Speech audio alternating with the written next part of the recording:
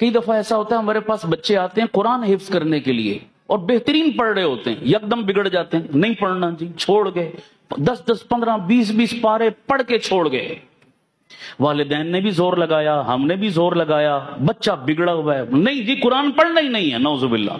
ऐसे वाकयात पेश आए। एक बच्चे के बारे में ये वाकया हमारे मदरसे में तो नहीं, एक और मदरसे में पेश आया, बड़ा अजीब वाकया, गौर से सुने। बच्चा बड़ा खूबसूरत माशाल्लाह कुरान पढ़ रहा और बेहतरीन जबरदस्त ज़हीन बच्चा, बिगड़ गया इसी तरह, नहीं पढ़ना चाहिए, छोड़ दिया। टिल लगाई मदरसे वालों ने, माँ बाप ने। उसने कहा मुझे स्कूल दाखिल करा दो, कहीं और भेज दो, मदरसे मैंने नहीं जाना। ऐसा बिगड़ा कुरान से, या अल्लाह हो गया इसको, इतना कुरान से दूर। उस बच्चे को पकड़ कर वो एक बुजुर्गों के पास, याद रखो ऐसे मसलों का हल किसके पास है? ना नानी के पास, ना दादी के पास, ना चाचे के पास, ना ताए के पास, किसके पास है? ये याद रखा करो। मशवरा कहीं का होता, हम ले कहीं और से रहे होते हैं। वो जी दादे ने कहा था हमने ये कर दिया, नाने ने कहा था हमने वो कर दिया। दादे नाने इस मामले में मशवरा आपको, वो अथॉरिटी नहीं है, उनकी लाइन नहीं है, जिसकी लाइन है उससे मशवरा लिया करो। तो आओ हमसे पूछो, हम आपको बताएं, कहीं ना कहीं टेक्निकल फॉल्ट आ रहा होता है। अब वो एक बुजुर्गों के पास ले गए, कहा हजरत जी बड़े शौक से हमने दाखिल कराया था, बड़ा प्यारा कुरान पढ़ रहा था, कई पारे हिफ्ज भी कर चुका, पता नहीं समझ नहीं आई हुआ क्या है, बिगड़ गया। वो पहुंच गए, उनकी नजर बड़े दूर तक जाती है ना अल्लाह वालों की। उन्होंने कहा भाई ये बच्चा बाजार की कुछ चीजें खाता है? उन्होंने कहा जी और तो नहीं, जब मदरसे से छुट्टी होती है घर आता है ना, तो रास्ते में कोई बर्गर वाला, रेडी वाला, तो उसके बर्गर इसको बड़े पसंद है, तो ये रोज आते जाते वहां से बर्गर खाता है। वो बुजुर्ग फरमाने लगे ऐसा करो 40 दिन तक बाजार की तमाम चीजें इस बच्चे के लिए बंद कर दो, इसकी जो डिमांड हो घर में इसकी वालदा को कहो बना कर दे, बर्गर भी चाहिए ना घर में खिलाओ, बाजार की चीजें मत खिलाओ।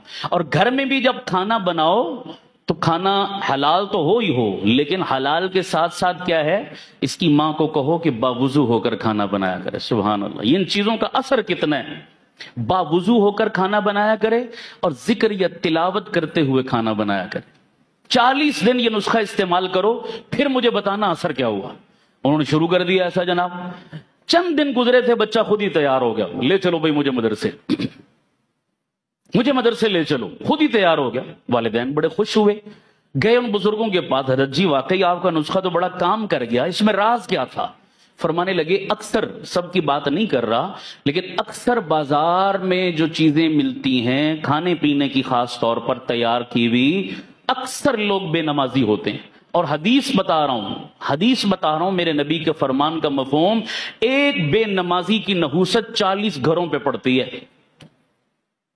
40 घर का मतलब पूरा मोहल्ला, तो जहां पूरे का पूरा मोहल्ला बेनमाजी हो, उस मोहल्ले की नहूसत का आलम क्या होगा, आप अंदाजा लगाएं। अब ये नहूसत होती क्या है, उसके आफ्टर शॉक्स क्या होते हैं, ये एक अलग मौजू है, फिर कभी बताऊंगा कि कितनी खतरनाक चीज है ये।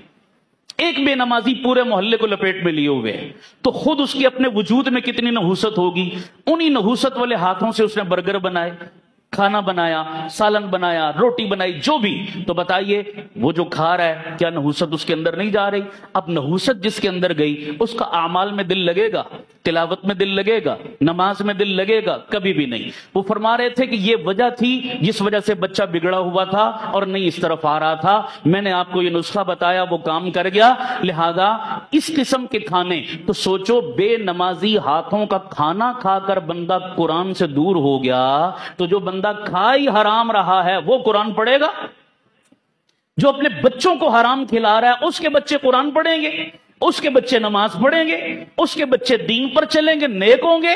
मैं हैरान होता हूं भाई, वालिदैन आकर दुआ मंगवाते हैं, मौलाना दुआ करो मेरा बच्चा नेक बन जाए, मौलवी साहब दुआ करो मेरी बेटी नेक और शर्म पर्दे वाली बन जाए। ठीक है, अच्छी बात है, दुआ तो कर रहे हैं, और तो दवा भी तो करो ना, दवा भी तो करो। दवा का मतलब कि अपने बच्चों को हलाल तो खिलाओ, हलाल का लुकमा तो उनके पेटों में डालो।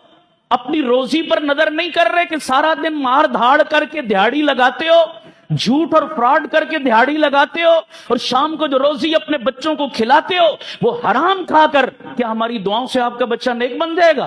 कभी भी नहीं हो सकता, कभी नहीं हो सकता। हलाल खिलाओ, फिर देखो कि आपसे पहले आपका बच्चा दौड़कर मस्जिद में आएगा।